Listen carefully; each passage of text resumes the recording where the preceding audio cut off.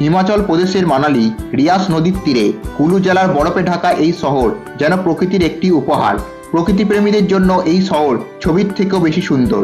প্রকৃতি যে এত সুন্দর হতে পারে সেটা এই শহরে না এলে বোঝাই যায় না।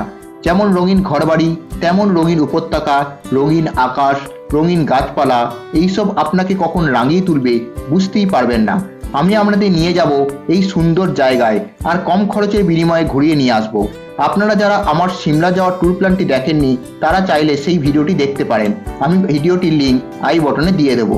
আজ আমি আপনাদের মানালিতে কিভাবে কম খরচে ঘুরবেন তা নিয়ে বিস্তারিত আলোচনা করব। আজ যে বিষয়গুলি নিয়ে আলোচনা করব সেগুলি হলো আপনারা কিভাবে মানালিতে পৌঁছাবেন, আপনাদের ট্যুর প্ল্যান কি হবে, আপনারা কোন কোন জায়গায় ঘুরবেন, মানালি যাওয়ার সঠিক সময়, কতদিন সময় লাগবে, সবচেয়ে গুরুত্বপূর্ণ পয়েন্ট হচ্ছে আপনাদের কত টাকা খরচ হবে। ভিডিওটি শেষ পর্যন্ত দেখুন, আপনাদের মানালি ট্যুর সম্পর্কে কোনো ডাউট থাকবে না। বন্ধুরা, ভিডিওটি শুরু করার আগে আপনাদের কাছে একটাই রিকোয়েস্ট, চ্যানেলে যদি নতুন হয়ে থাকেন তো চ্যানেলটিকে সাবস্ক্রাইব করে পাশে রাখা বেল আইকন ক্লিক করতে ভুলবেন না।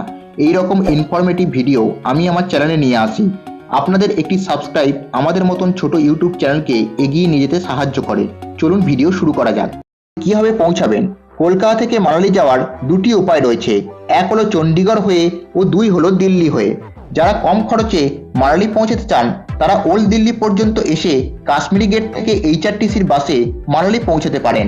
আর যারা কম সময়ে মানালি পৌঁছাতে চান তারা ফ্লাইটে চণ্ডীগড় পর্যন্ত এসে সেখান থেকে ক্যাব বুক করে মানালি পৌঁছাতে পারেন। প্রতিদিন রাত্রি 9:55 নেতাজি ট্রেনটি হাওড়া স্টেশন থেকে 9:55 রওনা দিয়ে পরের দিন সকাল 8:55 ওল্ড দিল্লিতে এসে পৌঁছায়। এরপর সামনেই কাশ্মীরি গেট, সেখান থেকে ISBT স্ট্যান্ড থেকে HRTC সহ বিভিন্ন প্রাইভেট এসি বা নন এসি বাসে মানালি পৌঁছানো যায়। কম খরচে মানালি পৌঁছতে চাইলে এটাই বেস্ট অপশন, যেখানে সময় লাগবে 26 থেকে 28 ঘন্টার মতন এবং খরচ হবে 1300 টাকা থেকে 1400 টাকা। তবে যাদের হাতে সময় একেবারেই কম তারা ফ্লাইটে চণ্ডীগড় এসে এয়ারপোর্ট থেকে ক্যাব বুক করে মানালি পৌঁছাতে পারেন। এক্ষেত্রে কলকাতা থেকে চণ্ডীগড় পৌঁছাতে সময় লাগবে 2.5 ঘন্টার মতন এবং এয়ারপোর্ট থেকে মানালি পৌঁছাতে সময় লাগবে 7 থেকে 8 ঘন্টা। এইভাবে এলে আপনার খরচ পড়বে 9,000 থেকে 10,000 টাকার মতন। আবার যারা সিমলা থেকে মানালি ট্যুর করতে চান তাদের জন্য সিমলার নিউ ISBT স্ট্যান্ড থেকে রয়েছে সরকারি বা বেসরকারি বাসের মানালি পৌঁছানোর সুবিধা। তবে গাড়িতে মানালি পৌঁছাতে চান সেক্ষেত্রে সিমলার ওল্ড বাস স্ট্যান্ড সংলগ্ন প্রাইভেট গাড়ি স্ট্যান্ড থেকে রিজার্ভ গাড়িতে মানালি আসতে পারেন। সময় লাগবে 7 থেকে 8 ঘন্টার মতন এবং খরচ হবে 5 থেকে 6,000 টাকা। মানালিতে থাকার জন্য ম্যাল রোড বা ম্যালের আশেপাশে হোটেলগুলি ট্যুরিস্টদের প্রথম পছন্দ, কিন্তু যারা একটু শান্ত বা নিরিবিলি পরিবেশ থেকে প্রাকৃতিক সৌন্দর্য উপভোগ করতে চান তারা ওল্ড মানালি বা ক্লাব হাউস সংলগ্ন হোটেলগুলিতেও থাকতে পারো। মানালি বা ক্লাব হাউসের কাছে হোটেল নিলে রুম ভাড়া পড়বে 1000 থেকে 2000 টাকার মতন। এবার বলবো মানালি ঘোরার সঠিক সময় কোনটি। মানালি ভ্রমণের সঠিক সময় হলো মার্চের মাঝামাঝি থেকে জুলাইয়ের শেষ সপ্তাহ। এই সময় গড় তাপমাত্রা 10 ডিগ্রি থেকে 25 ডিগ্রির মধ্যে ঘোরাফেরা করে। অন্যদিকে যারা মানালিতে এসে স্নোফল এনজয় করতে চান তাদের জন্য ডিসেম্বর থেকে ফেব্রুয়ারি বেস্ট সময়। এই সময় গড় তাপমাত্রা 1 ডিগ্রি থেকে 7 ডিগ্রির মধ্যে ঘোরাফেরা করে এবং প্রায় প্রতিদিনই তুষারপাত লক্ষ্য করা যায়। বাকি আগস্ট থেকে সেপ্টেম্বর বর্ষার কারণে পর্যটকদের সমাগম কম থাকার যারা কম বাজেটে ঘুরতে চান তারা এই সময় আসতে পারেন। অক্টোবর ও নভেম্বরে পুজোর ছুটির উপলক্ষে অনেকেই এখানে ঘুরতে আসেন। এবার বলবো মানালিতে আপনারা কোথায় কোথায় ঘুরবেন। মানালি ভ্রমণের জন্য হাতে 4 দিন সময়ই যথেষ্ট। প্রথম দিন মানালির হোটেলে চেক ইন করে বেরিয়ে পড়ুন কাছাকাছি সাইট সিনগুলি ঘুরে দেখার জন্য। ওই দিন আপনারা মানালির প্রাণকেন্দ্র ম্যাল ও তার আশেপাশের পয়েন্টগুলি ঘুরে দেখবেন, যেগুলি ম্যাল রোড থেকে 2.5 কিলোমিটার থেকে 3 কিলোমিটারের মধ্যে অবস্থিত। হোটেল থেকে বেরিয়ে আপনাদের প্রথম গন্তব্য হবে হিড়িম্বা দেবী টেম্পল, যা ম্যাল রোড থেকে 1 কিলোমিটার দূরে অবস্থিত। হিড়িম্বা দেবী টেম্পল থেকে 1 কিলোমিটার দূরে অবস্থিত আপনাদের পরবর্তী গন্তব্য মানু টেম্পল, যা ভারতীয় ঋষি মানুকের উৎসর্গ করে বানানো। মানু টেম্পল দেখা হয়ে গেলে আপনাদের পরবর্তী দর্শনীয় স্থান ক্লাব হাউস।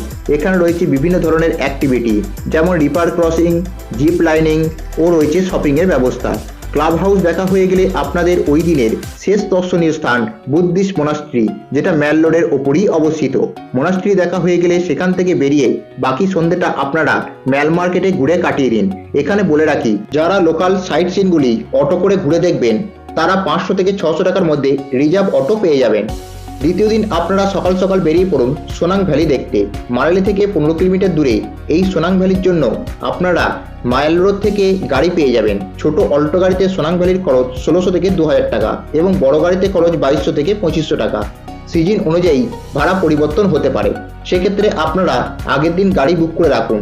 আপনারা ম্যাল রোডে বাস স্ট্যান্ড থেকে বাসে করে সোনাং ভ্যালি পৌঁছাতে পারেন। HRTCর বাসে সোনাং ভ্যালি পৌঁছাতে খরচ হবে 35 টাকা। বাসের সংখ্যা যেহেতু কম, তাই আপনারা কম খরচের ট্যুর কমপ্লিট করতে চাইলে সকাল 8টার সময় ম্যাল রোডের বাস স্ট্যান্ড থেকে সোনাং ভ্যালি যাওয়ার দিনের প্রথম বাসটি ধরতে পারেন। গাড়িতে সোনাং ভ্যালি যাওয়ার পথে প্রথমেই আপনাদের গন্তব্য বশিষ্ঠ টেম্পল, যা মানালি থেকে 3.5 কিলোমিটার দূরে অবস্থিত। বশিষ্ঠ টেম্পল দেখা হয়ে গেলে গাড়ি এসে পৌঁছাবে সোনাং ভ্যালিতে। এখানে রয়েছে বিভিন্ন ধরনের স্নো অ্যাক্টিভিটি ও রয়েছে রোপওয়ের ব্যবস্থা। সোনাং ভ্যালিতে ঘন্টা 2 সময় কাটানোর পর ড্রাইভার আপনাদের নিয়ে চলে আসবে অটল টানেলের সামনে। এখানে কিছুক্ষণ সময় কাটিয়ে ফিরে আসুন মানালিতে এবং সন্ধ্যাটা ম্যাল মার্কেট ঘুরে কাটিয়ে দিন। তৃতীয় দিন আপনারা ঘুরবেন রোতাং পাস, যা মানালি থেকে দূরত্ব 52 কিলোমিটার। নভেম্বর থেকে এপ্রিলে 6 মাস বরফের কারণে রোতাং পাস বন্ধ থাকে, তাই যদি রোতাং পাস ঘুরতে চান তাহলে এই 6 মাস বাদ দিয়ে আসতে হবে। রোতাং যেতে হলে তাড়াতাড়ি ব্রেকফাস্ট করে বেরিয়ে পড়তে হবে, কারণ দূরত্ব কম হলেও মানালি থেকে রোতাং যেতে 2 থেকে 2.5 ঘন্টার সময় লাগে, আর রাস্তায় ট্রাফিক থাকলে 4 থেকে 4.5 ঘন্টাও লেগে যেতে পারে। তাই যত তাড়াতাড়ি সম্ভব বেরিয়ে পড়ুন। রোতাং পাস 2 ভাবে প্ল্যান করা যায়। এক হলো প্রাইভেট গাড়ি বুক করে, যার খরচ পড়বে 5 থেকে 6000 টাকা, আর 2 হলো ট্রাভেল এজেন্সির সাথে, যার খরচ পড়বে মোটামুটি 700 থেকে 1000 টাকা। রোতাং ভ্যালি যাওয়ার পথে গাড়ি আপনাদের প্রথমে মারি ভিলেজে নিয়ে যাবে। এখান থেকে নিজেদের প্রয়োজন মতন গরম জামা ও গামবুট ভাড়া নিতে পারেন। এক্ষেত্রে আপনাদের 250 টাকা দিতে হবে। এক্ষেত্রে আপনাদের গুরুত্বপূর্ণ বিষয় জেনে রাখা প্রয়োজন, সেটি হলো রোতাং পাস ঘোরার জন্য পারমিটের প্রয়োজন হয়। প্রত্যেকজন পর্যটকের 1 কপি সচিত্র পরিচয়পত্রের জেরক্স গাড়ির ড্রাইভার বা ট্যুর অপারেটরকে দিলে ট্যুরের একদিন আগে তারাই ব্যবস্থা করে দেয়। রিজার্ভ গাড়ির ক্ষেত্রে গাড়ি পিছুর পারমিট খরচ 500 টাকা করে পড়ে, তবে প্যাকেজ ট্যুর ইলেকট্রিক বাসে রোতাং পাস ঘোরার ক্ষেত্রে কোনো টাকা লাগে না। রোতাং পাস ঘোরা হয়ে গেলে আপনাদের গাড়ি হোটেলে পৌঁছে দেবে। সেই দিন হোটেলে নাইট স্টে করুন। পরের দিন সকাল সকাল ব্যাগপত্র গুছিয়ে বেরিয়ে পড়ুন চণ্ডীগড়ের উদ্দেশ্যে। এই পথে আপনারা কুলু ও মণিকরণ ঘুরে নিতে পারেন। চণ্ডীগড় থেকে হাওড়া ফেরার ট্রেন রাত্রি 1:25 আপনারা যদি কুলু ও মণিকরণ ঘুরে নিয়ে চণ্ডীগড় আসতে চান, সেক্ষেত্রে ছোট গাড়িতে খরচ হবে 5 থেকে 6000 টাকার মতন এবং সময় লাগবে 4.5 থেকে 5 ঘন্টা। সবশেষে বলবো আপনাদের কত টাকা খরচ হবে। এখানে আমি আপনাদের একজনের মাথাপিছু খরচের হিসেব দেব।